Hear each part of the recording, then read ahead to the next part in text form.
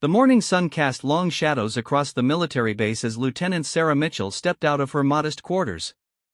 At 28 years old, she carried herself with the quiet confidence that came from years of specialized training, though few people on the base knew the true extent of her capabilities. To most, she was simply another officer going about her daily routine. Sarah had been stationed at Fort Braxton for 3 months now, assigned to what appeared to be routine intelligence analysis work. Her cover story was simple and believable: a decorated Army officer with a background in communications and strategic planning. The reality was far more complex. Sarah was a Navy SEAL, one of the first women to successfully complete the grueling training program, and she was currently on a highly classified assignment that required her to maintain her cover at all costs. The base buzzed with its usual morning activity as soldiers prepared for their daily drills and responsibilities. Sarah made her way to the mess hall, her movements fluid and purposeful despite her efforts to appear unremarkable. She had learned long ago that blending in was often more valuable than standing out, especially in environments where her true identity could compromise her mission. As she entered the mess hall, conversations died down momentarily. This had become a familiar pattern over the past few weeks. Word had spread about the new intelligence officer who kept to herself and seemed to carry an air of mystery. Some of the younger soldiers whispered theories about her background, while the more experienced personnel simply nodded respectfully when she passed. Sarah grabbed a tray and moved through the serving line, accepting the standard breakfast fare with a polite smile to the kitchen staff. She had always believed in treating everyone with respect, regardless of rank or position. This philosophy had served her well throughout her military career, from her early days as an enlisted sailor to her current status as an elite special operations warrior. Finding an empty table near the window, Sarah sat down and began eating while scanning the room with practiced awareness. Her training had taught her to always maintain situational awareness, to notice potential threats or unusual behavior even during routine activities. Today, however, the atmosphere seemed particularly charged with tension. The source of this tension became clear when General Marcus Hendricks entered the mess hall with his usual entourage of staff officers. General Hendricks was a decorated veteran of 3 wars, a man who commanded respect through both his military achievements and his imposing presence. He stood 6 feet 4 inches tall with broad shoulders and steel-gray hair that he kept meticulously groomed. At 55 years old, he represented the old guard of military leadership, men who had earned their positions through decades of service and combat experience. However, General Hendricks also carried with him the attitudes and prejudices of his generation. Despite official military policies promoting equality and integration, he remained skeptical of women in combat roles. He had made his opinions known in various military forums, arguing that physical standards should never be compromised for the sake of political correctness. His views had earned him both supporters and critics within the military community. As the general made his way through the mess hall, his eyes fell upon Sarah sitting alone at her table. Something about her posture, the way she held herself with quiet confidence, seemed to irritate him. Perhaps it reminded him of the changes happening throughout the military, changes that challenged his traditional worldview. Sarah noticed the general's attention but continued eating, maintaining her cover as a routine intelligence officer. She had encountered men like Hendricks before, officers who viewed her presence as either a political statement or a challenge to their authority. Experience had taught her that the best response was usually to remain professional and avoid unnecessary confrontations. The mess hall gradually filled with more personnel as the breakfast hour progressed. Conversations resumed their normal volume, but there was an undercurrent of anticipation. Many of the soldiers had heard about General Hendricks' opinions regarding women in the military, and some seemed to sense that something was brewing. Captain James Rodriguez, Sarah's assigned liaison officer, entered the mess hall and quickly spotted her at her table. James was one of the few people on the base who knew more about Sarah's true background, though even he didn't have the full picture. He had been briefed that she was involved in a classified operation and that her cover identity should be protected at all costs.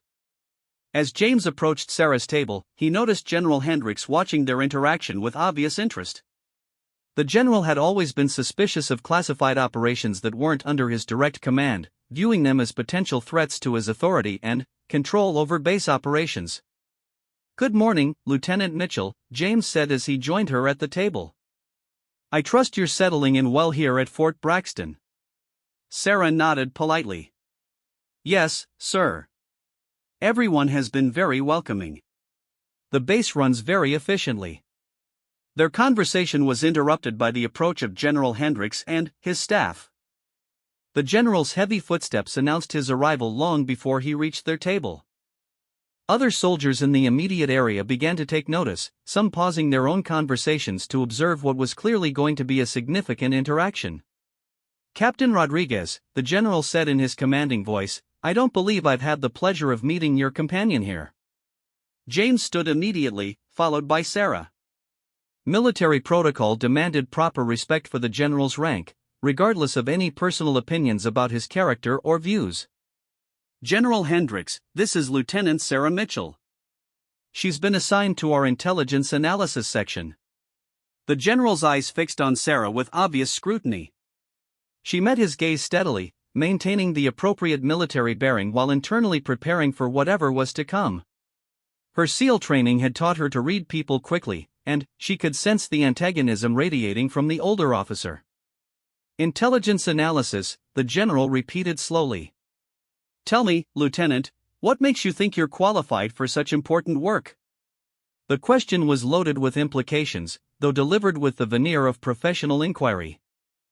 Sarah recognized it as a test, an attempt to undermine her credibility in front of the other soldiers who were now openly watching the interaction. I have a degree in computer science and 5 years of experience in strategic communications, sir, Sarah responded calmly.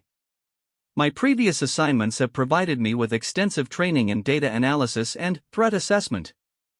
General Hendricks smiled, but there was no warmth in the expression. 5 years, he mused. I suppose that seems like a long time to someone your age.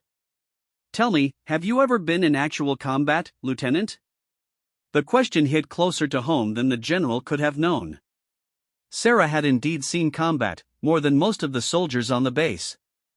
Her SEAL deployments had taken her to some of the most dangerous regions in the world, where she had engaged in direct action missions that remained classified at the highest levels. However, her cover story required her to present herself as a support officer with no combat experience. No sir, I have not seen combat, she replied, maintaining her composure despite the growing tension in the room. The general's smile widened. I thought as much. You see, this is exactly what's wrong with today's military. We have young officers, particularly women, being given important responsibilities without the seasoned judgment that comes from facing real danger. Intelligence analysis isn't just about reading reports and running computer programs. It's about understanding the mindset of warriors, understanding what happens when lives are on the line. Sarah felt the familiar surge of adrenaline that preceded conflict, but she forced herself to remain calm. Breaking her cover now would not only compromise her mission but could potentially endanger other operations as well. She had learned to channel her emotions into focused energy rather than reactive anger. I understand your concerns, sir, she said respectfully. I try to approach my work with the seriousness it deserves. Captain Rodriguez attempted to defuse the situation. General, Lieutenant Mitchell has received excellent reviews from her previous commanding officers. Her analytical skills have been particularly noted. But General Hendricks wasn't finished. The attention of the entire mess hall was now focused on their interaction, and he seemed energized by the audience. Analytical skills, he scoffed. That's all well and good for a desk job, Captain, but this is the military. We're not running a corporate think tank here. He turned back to Sarah, his voice rising slightly to ensure that everyone in the vicinity could hear clearly. Let me tell you something, Lieutenant. I've been in this man's army for over 30 years. I've led troops in 3 different theaters of war. I've made life and death decisions that affected thousands of soldiers. And, in all that time, I've learned one fundamental truth: there's no substitute for combat experience. Sarah maintained her military bearing, though she could feel the eyes of every soldier in the mess hall upon her. Some watched with obvious discomfort at the general's public dressing down of a junior officer. Others seemed curious to see how she would respond to such direct confrontation. The military has changed a lot in recent years, the general continued, his voice taking on a lecturing tone. We've been told that we need to adapt, that we need to embrace new ideas and new types of soldiers. But some things never change. Combat is still combat. Leadership under fire is still leadership under fire. And respect still has to be earned, not given based on political correctness or social engineering. The implications of his words were clear to everyone present. He was questioning not just Sarah's qualifications, but the broader policies that had led to increased opportunities for women in military roles. His comments reflected a worldview that saw such changes as potentially dangerous compromises to military effectiveness. Sarah knew she was at a crossroads. She could continue to play her cover role, accepting the general's criticism and allowing him to make his point at her expense. Alternatively, she could defend herself more forcefully, though doing so risked revealing aspects of her true background that needed to remain classified. The silence in the mess hall stretched on as soldiers waited to see how this confrontation would resolve. General Hendricks seemed satisfied with the impact of his words, apparently believing that he had successfully made his point about the supposed shortcomings of newer, less experienced officers. Captain Rodriguez looked uncomfortable but seemed uncertain about how far he could go in defending Sarah without overstepping his own authority. The military hierarchy was clear, and questioning a general's judgment, even indirectly, was a serious matter that could have career consequences. Sarah took a deep breath, weighing her options carefully. Her SEAL training had prepared her for far more dangerous situations than this, but, in some ways, this public confrontation represented a different type of challenge. She was being asked to defend herself and her qualifications while maintaining a false identity that deliberately understated her true capabilities. "Sir," she began carefully, "I recognize that experience is invaluable in military service. I'm grateful for the opportunity to learn from officers like yourself who have served with such distinction." General Hendricks nodded approvingly, apparently taking her response as an admission of his superiority and her inadequacy.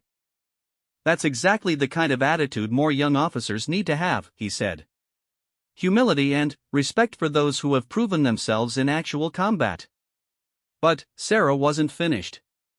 "At the same time, sir, I believe that every soldier brings unique strengths to their service.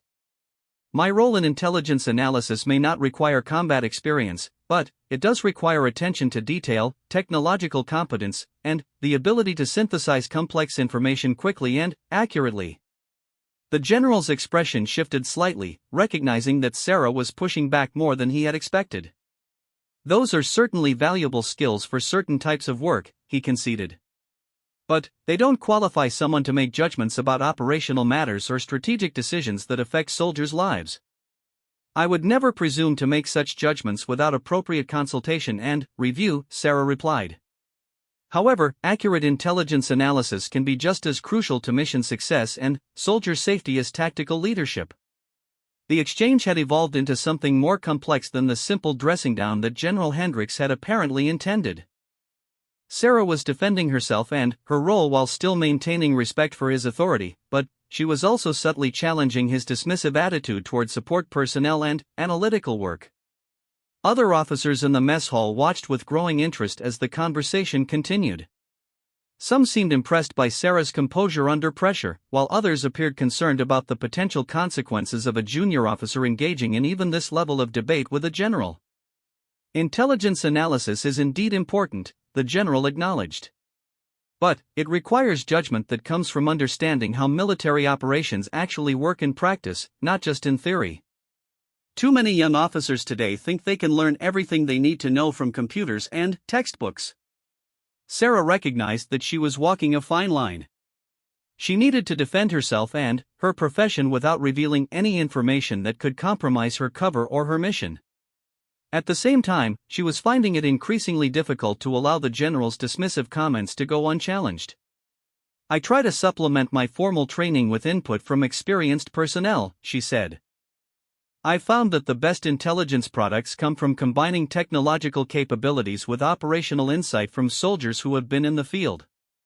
This response seemed to mollify the general somewhat. He appreciated any acknowledgement of the value of experience and field knowledge. "That's a more mature attitude than I often see from your generation of officers," he admitted. Captain Rodriguez seized the opportunity to redirect the conversation. Lieutenant Mitchell has been working closely with our operations staff to ensure her analysis products meet field requirements, he interjected. The feedback has been very positive. General Hendricks nodded but maintained his focus on Sarah.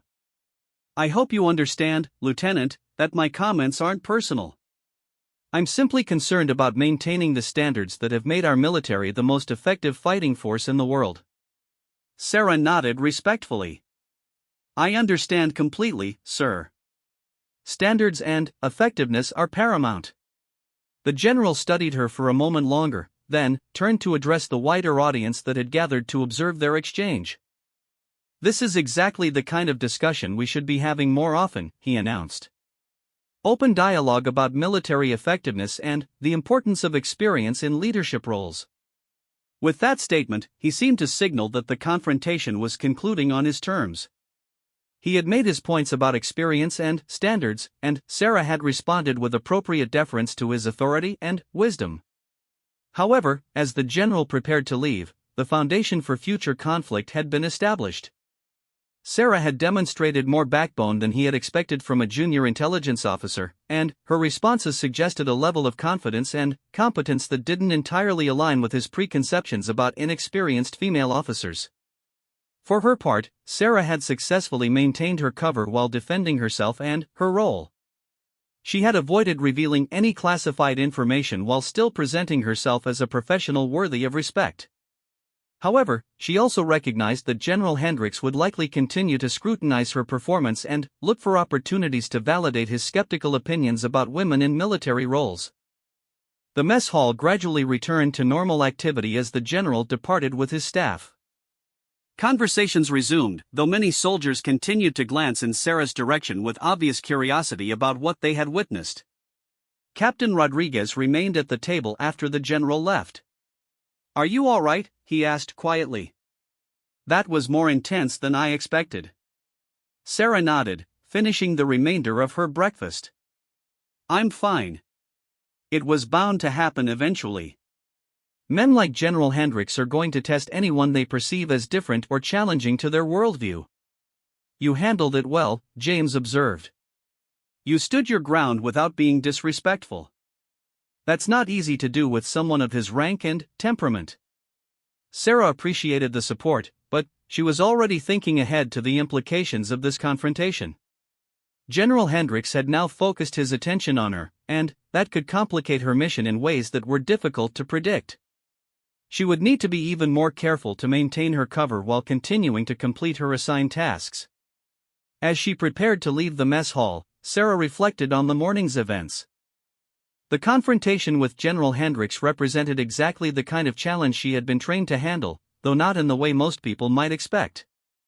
Her SEAL training had prepared her for far more than combat operations. It had also taught her to maintain operational security, manage stress, and adapt to unexpected situations.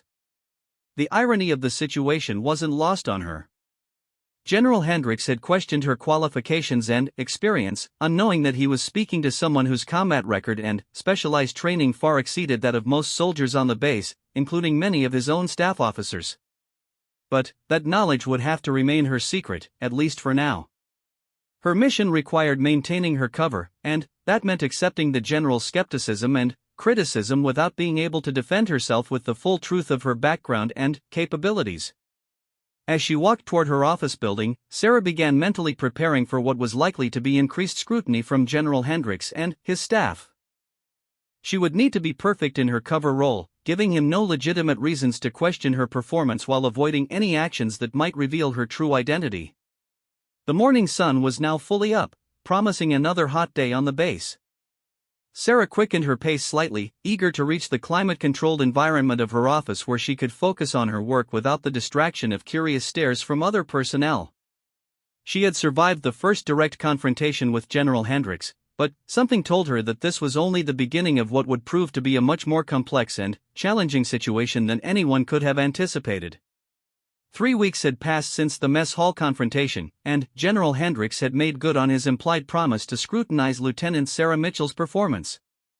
Every report she submitted was subjected to intensive review, every recommendation questioned, and every aspect of her daily routine monitored by his staff officers. What the general didn't realize was that his increased attention was actually making Sarah's real job more difficult. Sarah's true mission involved gathering intelligence on a suspected security breach within the base's communications network. Her SEAL training in cyber warfare and electronic surveillance made her uniquely qualified for this type of assignment, but it required a level of access and movement that was becoming increasingly complicated under the general's watchful eye. On this particular Tuesday morning, Sarah arrived at her office in the intelligence building to find Major Patricia Williams waiting for her. Major Williams served as General Hendricks' primary intelligence liaison, a sharp-eyed career officer who had built her reputation on attention to detail and unwavering loyalty to her commanding officers. Lieutenant Mitchell, Major Williams greeted her with professional courtesy that barely concealed underlying skepticism. General Hendricks has requested a comprehensive review of your recent analytical products. He's particularly interested in your assessment of regional communication patterns. Sarah maintained her composure while internally calculating the implications of this request. Her analysis of communication patterns was directly related to her classified mission, and a detailed review could potentially expose aspects of her investigation that needed to remain secret. Of course, Major, Sarah replied. I'll prepare a summary of my methodologies and conclusions. When does the general need this review completed? End of business today, Major Williams stated firmly. He's presenting to the Joint Chiefs next week and wants to ensure all intelligence products meet the highest standards. The timeline was clearly designed to create pressure and test Sarah's ability to perform under scrutiny. It was a common tactic used by senior officers to evaluate junior personnel, though in this case it seemed motivated by the general's desire to find flaws in her work. After Major Williams departed, Sarah immediately contacted Captain Rodriguez through secure channels. They met in a soundproofed conference room that was regularly swept for surveillance devices, one of the few places on base where they could speak freely about her real mission. The general's review could be a problem, Sarah explained. My communication analysis includes data patterns that could reveal the scope of my actual investigation if someone knows what to look for. Captain Rodriguez frowned as he considered the situation. Can you modify the report to hide the sensitive elements without compromising the general's presentation? Sarah had already been thinking about this challenge. I can create a sanitized version that focuses on broader trends rather than specific anomalies. But it means potentially slowing down the real investigation while I manage this additional workload. Do whatever you need to do to maintain your cover, Rodriguez insisted. The mission takes priority, but not at the expense of operational security. As they discussed strategies for handling the general's review, neither of them noticed the small surveillance device that had been discreetly placed in the conference room's ventilation system. The security breach that Sarah was investigating was more sophisticated and widespread than anyone realized, and it now included monitoring of supposedly secure areas within the base itself. Meanwhile, General Hendricks was in his office reviewing personnel files and preparing for his weekly staff meeting. He had requested Lieutenant Mitchell's complete military record, though much of it remained classified above his security clearance level. What he could access showed a decorated officer with commendable performance evaluations, but something about her didn't align with his expectations of a typical intelligence analyst. Colonel Thompson, he called to his chief of staff, what's your assessment of Lieutenant Mitchell's integration into base operations? Colonel Thompson was a careful man who had learned to navigate the general's strong opinions while maintaining his own professional integrity. She appears to be competent and professional, sir. Her work products have been well received by the operations staff. That's not what I asked, the general replied sharply. I want to know what you think about her personally. Does she fit in? Is she earning the respect of the troops? The question put Colonel Thompson in a difficult position. He had observed the growing tension between the general and Lieutenant Mitchell, and he suspected that his answer could significantly impact her future at the base. She keeps to herself but maintains professional relationships with her colleagues, he answered diplomatically. I haven't heard any complaints about her performance or conduct. General Hendricks wasn't satisfied with this neutral assessment. I'm concerned about her background, Colonel. There are gaps in her service record that don't add up. For an officer with her supposed experience, she seems unusually confident and composed under pressure."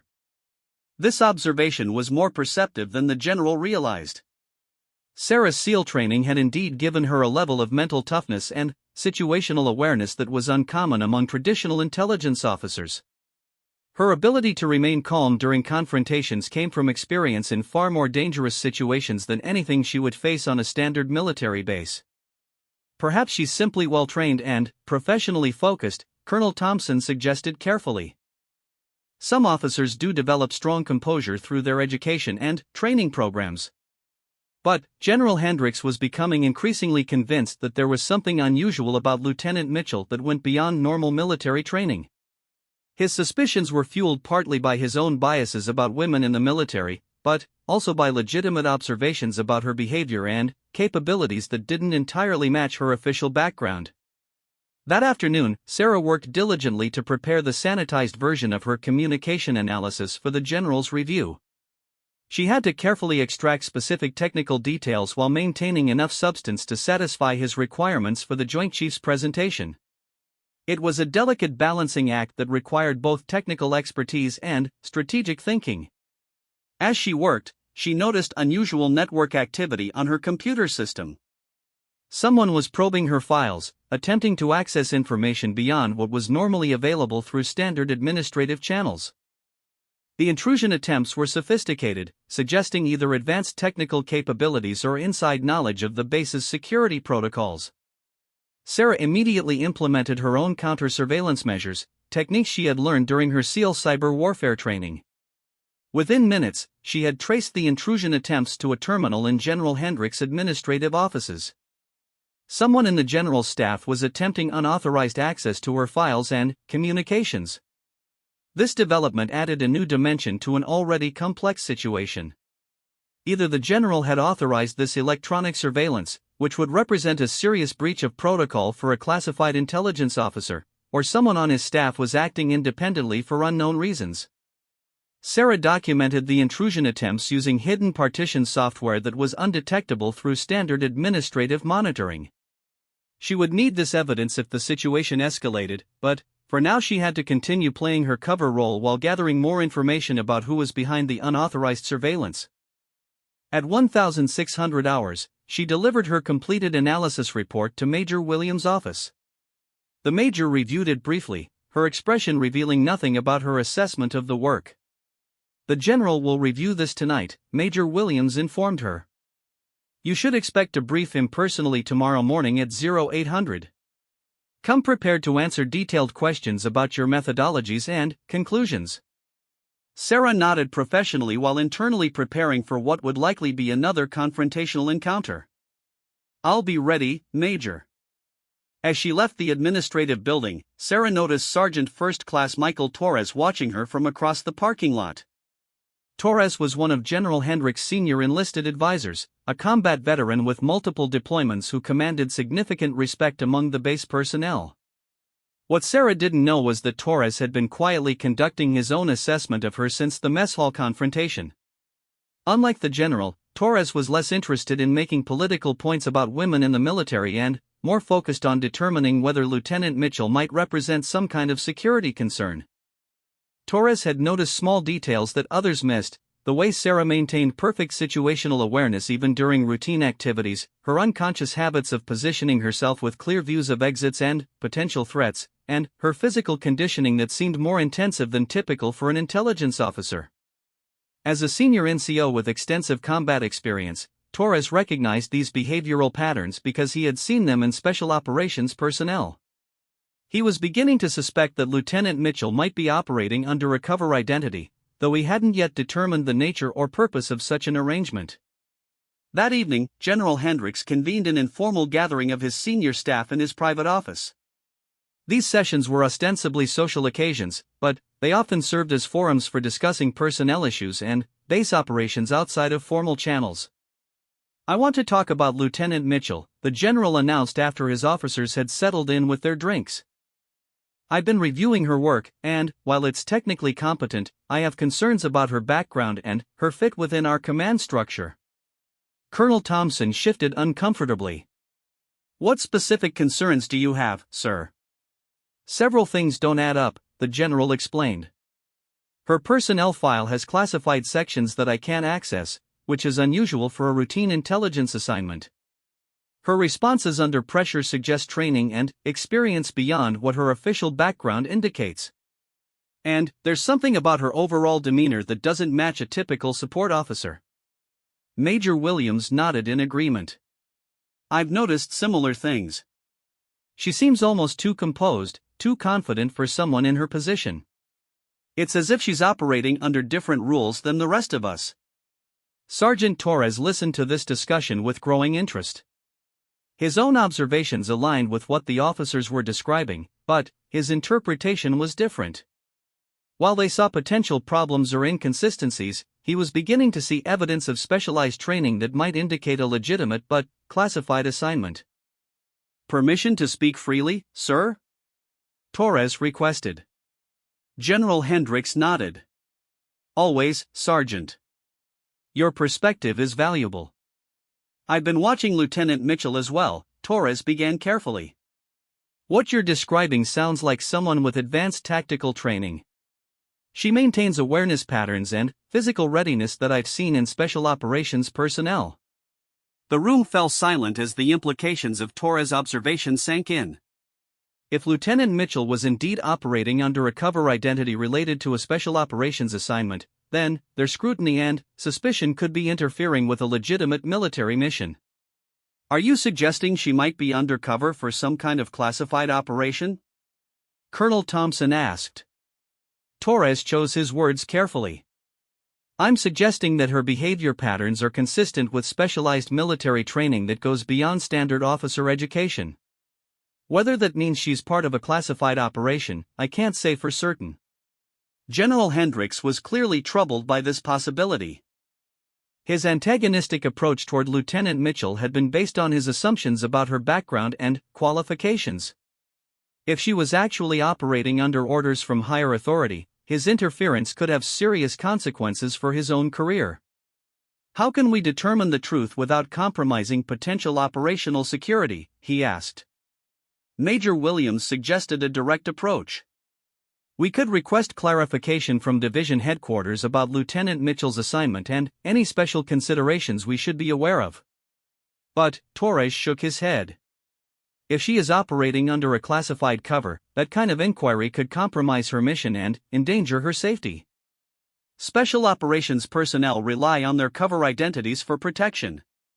The discussion continued for another hour as the senior staff grappled with the implications of their suspicions. They were caught between their duty to maintain security and discipline on the base and their obligation to avoid interfering with legitimate military operations. Meanwhile, Sarah was in her quarters conducting her own secure communications with her actual chain of command. She reported the unauthorized surveillance attempts and the increased scrutiny from General Hendricks' staff. Her handlers were concerned about the potential for her cover to be compromised, but they were also aware that extracting her now could derail the investigation into the security breach. Maintain your cover but be prepared for emergency extraction if necessary, her case officer advised through encrypted channels. We're monitoring the situation from here and will intervene if your operational security becomes critically compromised. Sarah acknowledged the instructions while internally preparing for multiple contingencies. Her SEAL training had taught her to adapt to changing situations and to always have backup plans for extraction or escalation. However, she also understood the importance of completing her mission if at all possible. The security breach investigation had already uncovered evidence of systematic information theft that could affect multiple military operations. Abandoning the mission now could leave critical vulnerabilities unaddressed and potentially endanger soldiers in the field. As she prepared for bed, Sarah reviewed her options for the next day's briefing with General Hendricks. She needed to satisfy his questions about her analytical methods while avoiding any revelations that could expose her true purpose on the base. It would require careful navigation of technical details and operational security considerations. She also needed to continue her investigation into the unauthorized surveillance of her activities. The electronic intrusion attempts suggested that the security breach was more extensive and sophisticated than initially believed, and it might include personnel with legitimate access to base systems. The convergence of these challenges created a complex operational environment where Sarah had to simultaneously maintain her cover, complete her mission, and protect herself from potential threats that could come from either hostile foreign actors or unwitting interference from her own command structure. What neither Sarah nor General Hendricks realized was that their confrontation was being monitored by the very security threat she was investigating. The hostile actors who had penetrated the base's communication systems were using the tension between Sarah and the general to mask their own activities and to gather intelligence about potential counter-surveillance efforts. The stage was being set for a much more complex and dangerous situation than anyone anticipated, where the lines between friend and enemy, between legitimate security concerns and hostile surveillance, would become increasingly blurred. As dawn approached, Sarah completed her preparations for what she suspected would be the most challenging day yet of her assignment. The briefing with General Hendricks would test not only her cover story but also her ability to maintain operational security while under direct scrutiny from a senior officer who was actively looking for reasons to question her presence on the base. Her SEAL training had prepared her for hostile interrogations and survival in enemy territory, but this situation required a different kind of mental toughness. She had to maintain her false identity while protecting a classified mission and potentially identifying threats from within her own military chain of command. The morning sun was beginning to rise over Fort Braxton as Sarah mentally prepared for another day of walking the thin line between completing her mission and maintaining the fiction that she was nothing more than a routine intelligence analyst who had somehow earned the unwarranted suspicion of a traditionalist general. The briefing room was unusually crowded for what should have been a routine intelligence presentation. General Hendricks had assembled his entire senior staff, ostensibly to evaluate Lieutenant Sarah Mitchell's analytical work, but the atmosphere suggested something more significant was at stake. Sarah entered at precisely 0800 hours, carrying her presentation materials and maintaining the composed demeanor that had become her trademark on the base. General Hendricks sat at the head of the conference table, flanked by Major Williams, Colonel Thompson, and Sergeant Torres. Several other staff officers filled the remaining chairs, their expressions ranging from curious to skeptical. Sarah recognized this as a formal evaluation designed to either validate the general's suspicions about her or force her to reveal information that could compromise her cover. Lieutenant Mitchell, the general began without preamble, your analysis of regional communication patterns has raised some interesting questions. Before we discuss your conclusions, I'd like you to walk us through your methodology in detail. Sarah had prepared for this moment during her early morning hours, crafting explanations that would satisfy the general's technical curiosity while revealing nothing about her true investigative methods. Her SEAL training in intelligence operations had taught her to compartmentalize information effectively, sharing only what was necessary for the specific audience. Certainly, sir, she replied, activating the presentation system. My analysis focused on frequency patterns and data volume fluctuations across the base's communication networks over the past 60 days. She launched into a carefully prepared technical briefing that demonstrated her competence while concealing the sophisticated surveillance techniques she was actually employing. Her presentation covered standard analytical methods that any qualified intelligence officer should know, but it omitted the advanced cyber warfare tools and electronic surveillance capabilities that she was using in her real investigation. General Hendricks listened intently, occasionally asking probing questions that seemed designed to test her knowledge and potentially expose inconsistencies in her story. Lieutenant, your analysis suggests some unusual patterns in off-hours communication traffic. How did you identify these anomalies? This question was particularly dangerous because the anomalies Sarah had identified were directly related to the security breach she was investigating. She needed to provide a technically sound explanation without revealing that she was tracking unauthorized data transfers and covert communication channels. The anomalies appeared when I compared current traffic patterns to historical baselines, she explained. Any significant deviation from established norms warrants further investigation to determine whether it represents a change in operational requirements or a potential security concern. Major Williams leaned forward. What specific security concerns might cause these types of patterns? Sarah recognized this as another test question. Major Williams was trying to determine how much Sarah knew about actual security threats versus theoretical possibilities that any analyst might consider. There are several possibilities, Sarah replied carefully.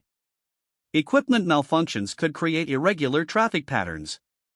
Changes in personnel assignments or operational schedules could alter communication requirements. Or there could be unauthorized usage that violates security protocols. Colonel Thompson interjected, "Have you found any evidence of unauthorized usage in your analysis?" This was the question Sarah had been dreading.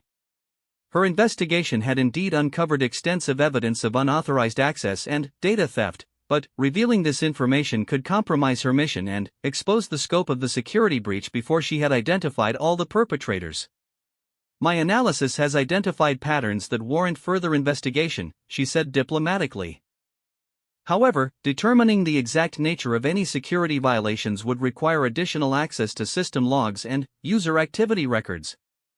General Hendricks studied her response carefully. "What additional access do you need, and why haven't you requested it through normal channels?" The question revealed the general's growing suspicion that Sarah was operating outside normal protocols. He was correct, of course, but not for the reasons he suspected.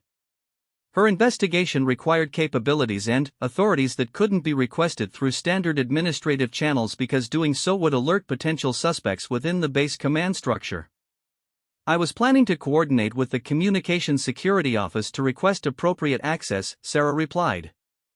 "I wanted to complete my preliminary analysis first to ensure that any formal requests would be properly focused and justified." Sergeant Torres had been observing the exchange with professional interest. As a senior enlisted man with extensive field experience, he recognized the careful way Sarah was parsing her answers. She was providing truthful responses while clearly withholding significant information, a skill that required considerable training and experience. "Lieutenant," Torres interjected, "your preliminary analysis suggests you have access to more detailed information than a standard intelligence officer would typically see. How are you gathering this data?" Torres' question was more perceptive than those from the commissioned officers because it focused on capabilities rather than conclusions. Sarah realized that the sergeant had identified the inconsistency between her supposed role and her apparent access to sensitive information. "My background includes specialized training in network analysis and communication security," she replied, staying as close to the truth as possible. "This training allows me to identify patterns and anomalies that might not be apparent through standard analytical approaches." General Hendricks was becoming increasingly frustrated with what he perceived as evasive answers. "Lieutenant, I'm going to ask you a direct question, and I expect a direct answer. Are you operating under special orders or authorities that supersede normal base protocols?" The question hung in the air as everyone in the room waited for Sarah's response. She was faced with a critical decision: maintain her cover story at the risk of appearing insubordinate, or reveal enough information to satisfy the general's suspicions while protecting the classified nature of her mission. Before Sarah could respond, the conference room's communication system activated with an urgent message from the base operations center. "General Hendricks, please report to the operations center immediately. We have a Priority 1 security incident requiring your immediate attention." The interruption provided Sarah with a temporary reprieve, but it also indicated that something significant was happening that could relate to her investigation. General Hendricks looked torn between continuing his interrogation of Sarah and responding to the urgent summons. "This conversation isn't over, Lieutenant," he said firmly.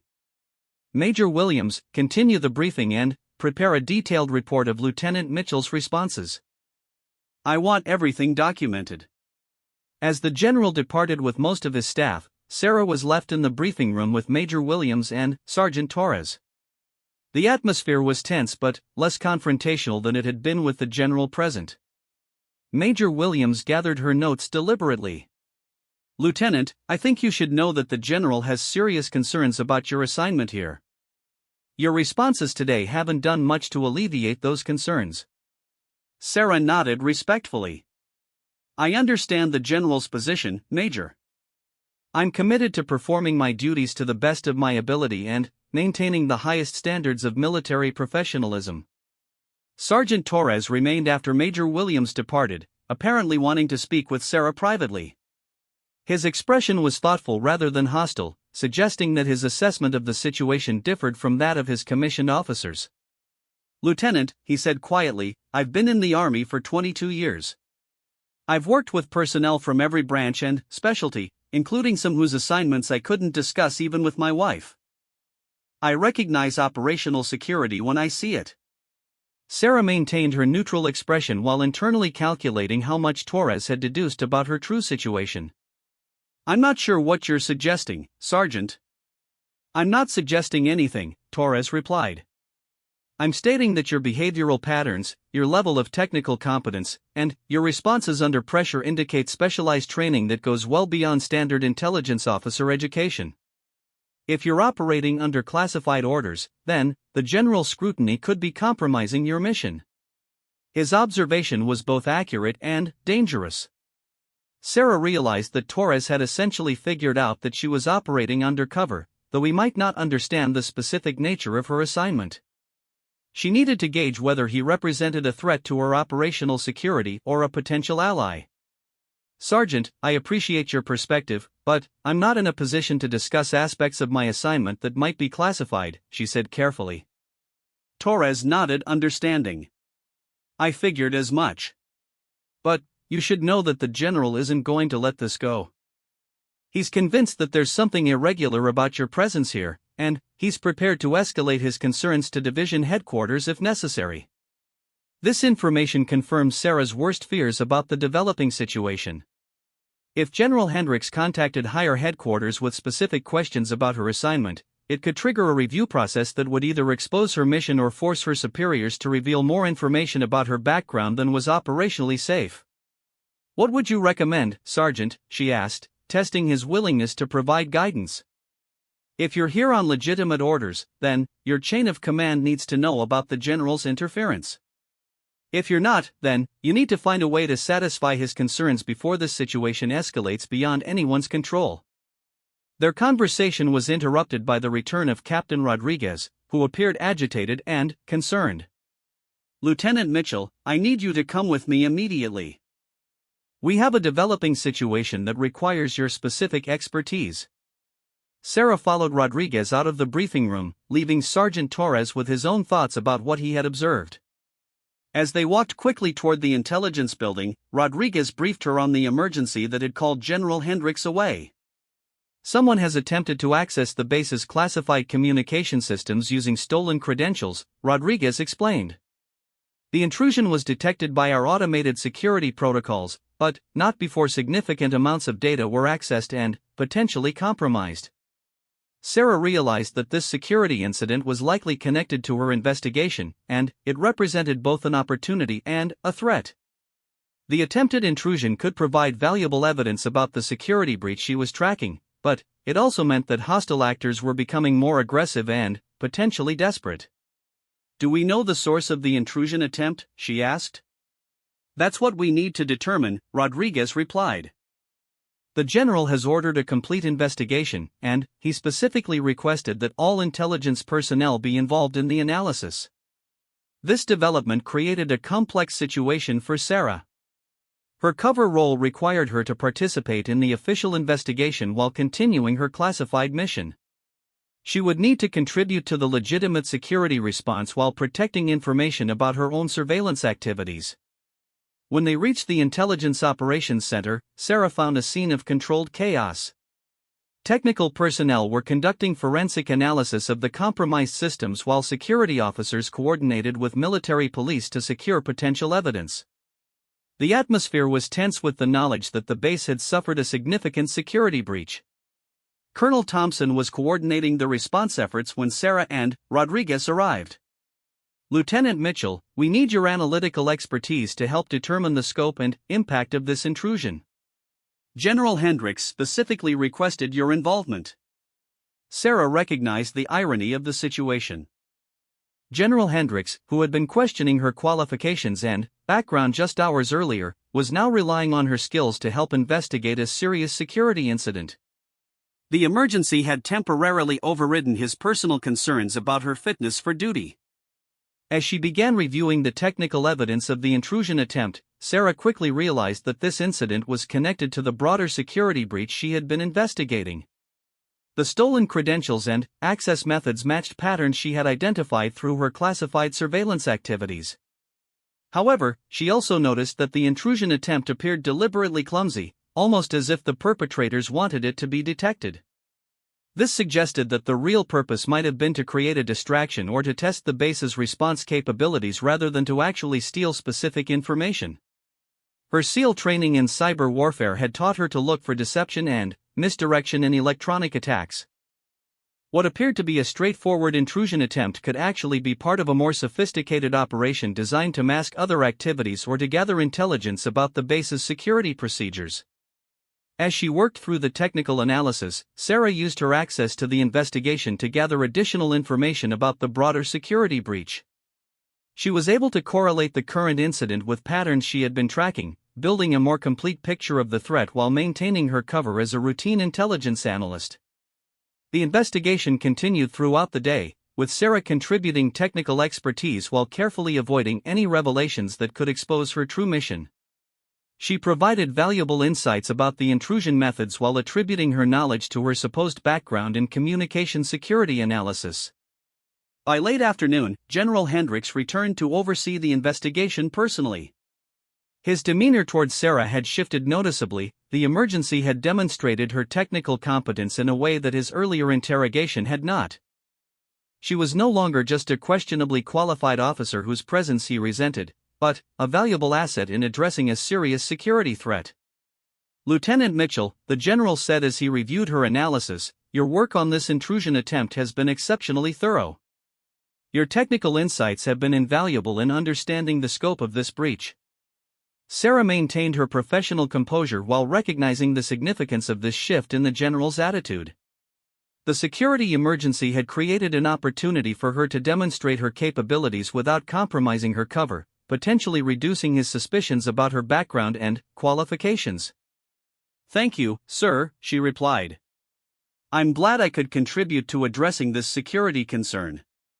However, General Hendricks wasn't finished. "Your analysis has also raised some additional questions. Your understanding of these intrusion methods suggests experience that goes beyond standard training. Where exactly did you acquire this level of expertise?" Once again, Sarah found herself walking the tightrope between satisfying the general's curiosity and protecting her operational security. The emergency investigation had demonstrated her skills, but it had also made her specialized training more obvious to observers who knew what to look for. "My previous assignments included extensive training in cybersecurity and electronic surveillance," she replied. "The military has been emphasizing these skills across multiple specialties due to evolving threat environments." General Hendricks studied her response carefully. He was clearly struggling with the contradiction between his initial assessment of her as an inexperienced officer and the evidence of her sophisticated technical capabilities. The investigation into the security breach was far from over, and Sarah realized that her dual role was becoming increasingly complicated. She needed to continue contributing to the official response while pursuing her classified mission, all under the scrutiny of a commanding officer who was becoming more suspicious rather than less so. As the day concluded, Sarah recognized that the security incident had fundamentally changed the dynamics of her situation at Fort Braxton. General Hendricks could no longer dismiss her as a politically motivated appointment with questionable qualifications, but his growing awareness of her unusual capabilities was creating new challenges for maintaining her cover. The real test would come in the following days as the investigation progressed, and she was forced to balance her official duties with her classified mission while under increased observation from multiple parties who were beginning to suspect that Lieutenant Sarah Mitchell was not exactly who she claimed to be. The emergency klaxon shattered the early morning silence at Fort Braxton, jolting everyone from their routine activities into high alert status. Sarah Mitchell was in her quarters reviewing classified files when the alarm sounded, followed immediately by an announcement over the base communication system: "All personnel to emergency stations. This is not a drill. Repeat, this is not a drill." Sarah's SEAL training kicked in automatically as she secured her sensitive materials and prepared to respond to whatever crisis was developing. Her encrypted communication device buzzed with an urgent message from her handlers: "Hostile actors have taken action. Multiple casualties reported. Your cover may be blown. Prepare for emergency extraction." As she moved toward the door, Sarah could hear gunfire in the distance and the sound of vehicles moving rapidly across the base. Through her window, she saw armed figures in military fatigues who didn't match the standard uniforms worn by Fort Braxton personnel. The security breach she had been investigating had escalated into a direct physical attack on the base. Sarah quickly assessed her options. Her cover identity as Lieutenant Mitchell required her to respond like any other officer would in an emergency, reporting to her assigned station and following established protocols. However, her SEAL training and her knowledge of the security situation suggested that this attack was directly related to her investigation, and that responding as a routine intelligence officer could prove deadly. The decision was made for her when her door exploded inward under the impact of a breaching charge. 3 armed figures in tactical gear rushed into her quarters, weapons raised and ready to fire. Sarah had perhaps 2 seconds to react before they opened fire. Her SEAL training took over completely. Sarah dove to her left, rolling behind her desk as automatic weapons fire tore through the space where she had been standing. Her hand found the concealed pistol she kept secured under her desk drawer, a weapon that wasn't part of Lieutenant Mitchell's authorized equipment but which she had hidden for exactly this type of emergency. The attackers advanced into her room, clearly expecting to find a defenseless intelligence officer. Instead, they encountered someone who moved with the fluid precision of an elite special operations warrior. Sarah emerged from behind her desk in a combat crouch, her weapon tracking toward the nearest threat. Her first shot caught the lead attacker center mass, dropping him instantly. Her second shot hit the second man as he tried to pivot toward her new position. The third attacker managed to get his weapon partially oriented in her direction before Sarah's final shot ended the engagement. The entire firefight had lasted less than 10 seconds, but it had fundamentally changed everything about her situation. Lieutenant Sarah Mitchell, the quiet intelligence analyst who had been struggling to maintain her cover under General Hendrick's scrutiny, had just demonstrated combat skills that no routine officer should possess. As she checked the attackers for intelligence materials, Sarah could hear the sounds of battle continuing across the base. Radio chatter through her emergency communication device indicated that multiple facilities were under assault by what appeared to be a coordinated terrorist attack designed to capture or destroy sensitive information and personnel. Sarah quickly searched the dead attackers and found identification suggesting they were part of the same hostile network she had been investigating. More importantly, she found a detailed map of the base with specific locations marked, including her quarters, General Hendrick's command center, and the communications facility where her real investigation had been focused. The implications were clear: the hostile actors knew about her investigation and had specifically targeted her for elimination. They had also targeted key command and control facilities, suggesting that this was a well-planned operation designed to cripple the base's defensive capabilities while achieving specific intelligence objectives. Sarah's radio crackled with frantic communications from across the base. Multiple casualties at the main gate. Unknown number of hostile forces have penetrated the perimeter. All personnel implement base defense protocol Charlie. She realized that she faced a critical decision. She could attempt to maintain her cover and respond as Lieutenant Mitchell would be expected to respond, or she could abandon her false identity and operate as the Navy SEAL she actually was. The deaths of the attackers in her quarters had already made maintaining her cover extremely difficult, if not impossible. The decision was made for her when her secure communication device activated with a priority override message from her SEAL command: all cover protocols are suspended. You are authorized to take any action necessary to neutralize the threat and protect base personnel. Your primary mission is now base defense. Sarah felt a sense of relief as the burden of maintaining her false identity was lifted. For the first time in months, she could operate as the warrior she actually was rather than pretending to be someone else. She quickly changed into tactical gear that she had kept hidden in her quarters, trading the uniform of Lieutenant Mitchell for the equipment of a Navy SEAL. Her concealed weapons cache yielded additional firearms, explosives, and communication devices that transformed her from a seemingly vulnerable intelligence officer into a formidable special operations warrior. As she prepared to leave her quarters, Sarah could hear heavy fighting near the command center where General Hendricks would be coordinating the base's defense. The hostile forces were clearly trying to either capture or eliminate the senior command staff, which would leave the base without effective leadership during the crisis. Sarah moved through the base with the tactical awareness and movement techniques that her SEAL training had ingrained.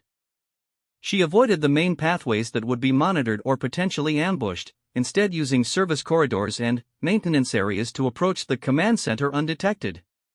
Along the way, she encountered several groups of hostile forces who were systematically working their way through key facilities. Sarah engaged each group with the precision and lethality that marked elite special operations personnel, neutralizing threats while gathering intelligence about the scope and objectives of the attack. What she discovered was troubling. The attackers were well-equipped and professionally trained, suggesting military or paramilitary background rather than typical terrorist organizations. They also demonstrated detailed knowledge of the base layout and security procedures, confirming her suspicions that the security breach had been more extensive than anyone realized. As Sarah approached the command center, she could hear intense gunfire and explosions.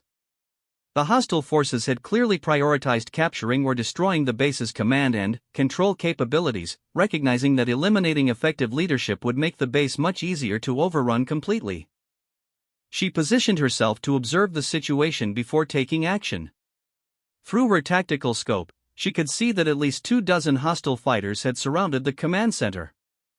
They were using professional military tactics, including suppressive fire, coordinated movement, and communication discipline that indicated extensive training and experience.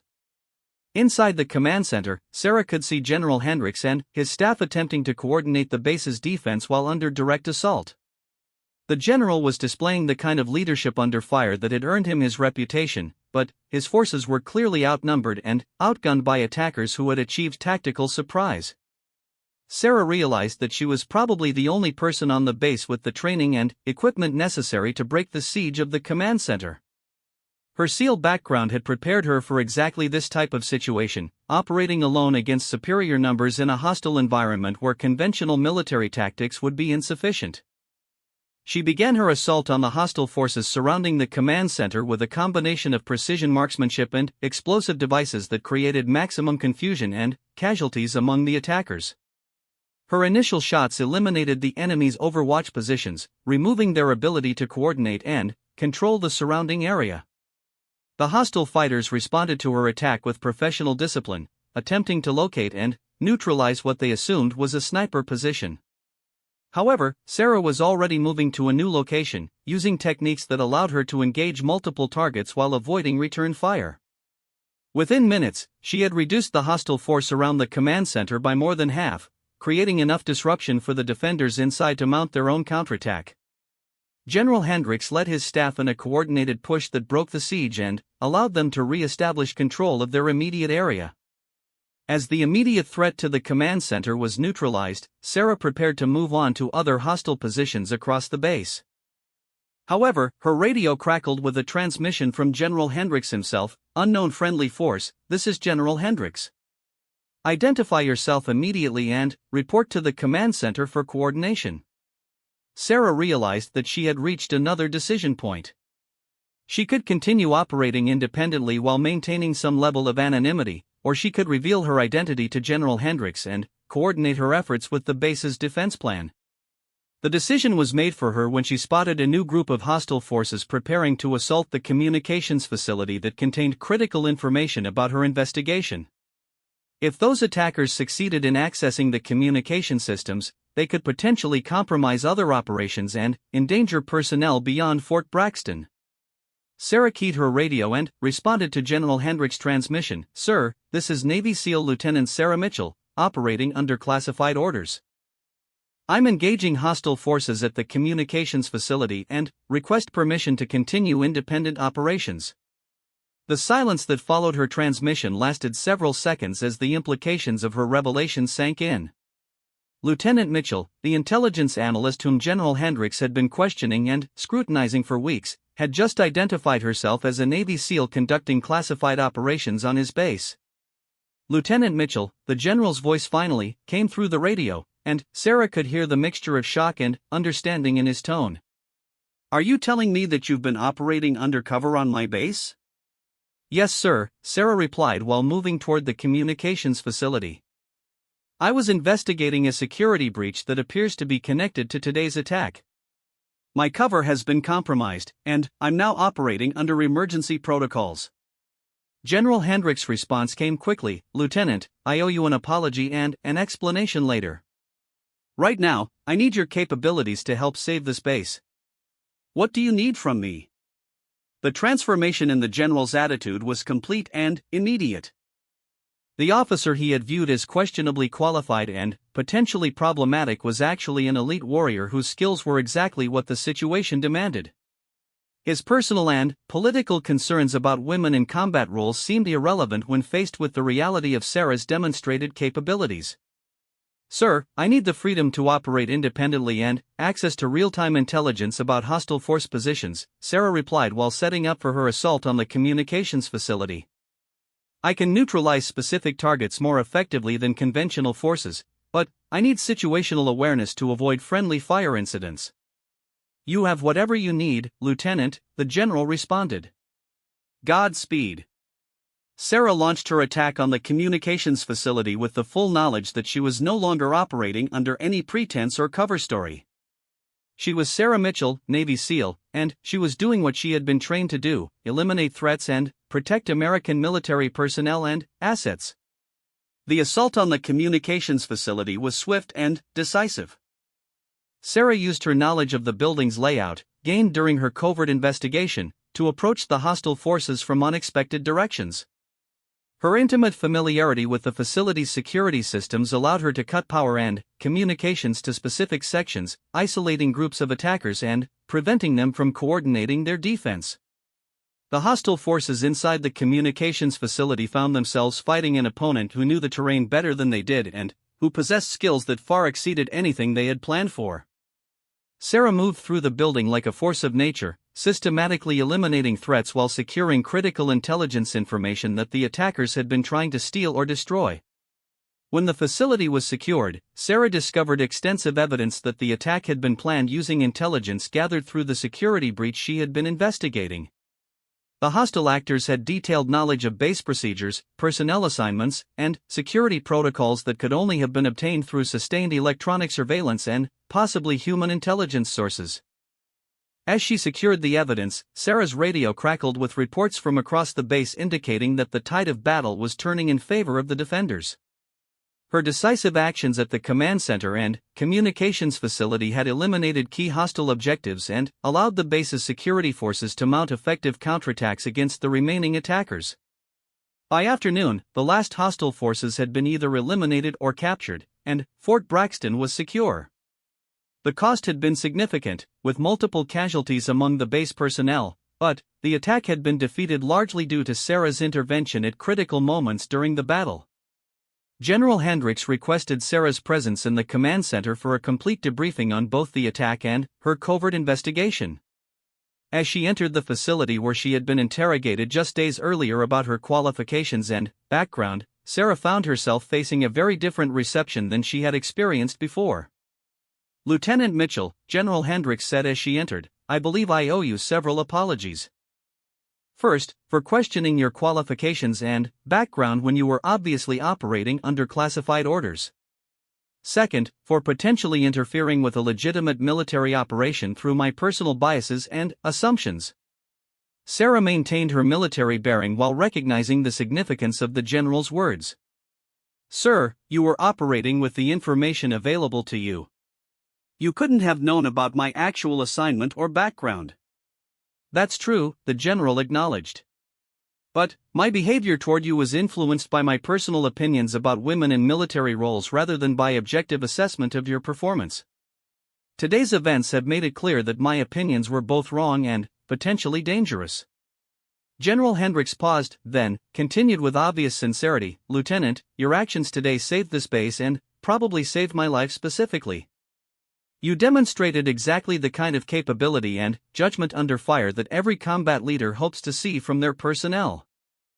I was wrong about you, and I'm grateful that my wrongness didn't prevent you from doing your job when it mattered most. Sarah appreciated the general's candor and his willingness to acknowledge his mistakes. However, she also recognized that the events of the day had changed more than just his personal opinions about her qualifications.